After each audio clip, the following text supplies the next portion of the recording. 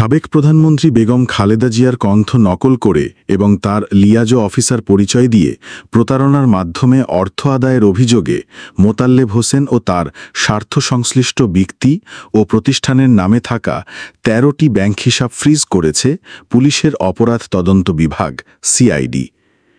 আদালতের আদেশ অনুযায়ী এসব হিসাবে থাকা মোট ৫,০৩,৩৮২ টাকা অস্থায়ীভাবে জব্দ করা হয়েছে।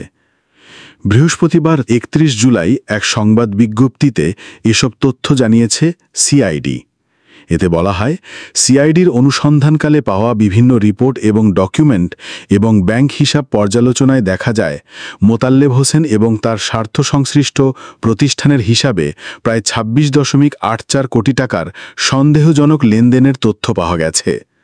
অর্থ পাচার এবং অবৈধ উপায়ে অর্জিত সম্পদের সঙ্গে এর সম্পৃক্ততা খতিয়ে দেখতে তার স্থাবর সম্পত্তি ও আর্থিক কার্যক্রম পর্যালোচনার কাজও চলমান রয়েছে।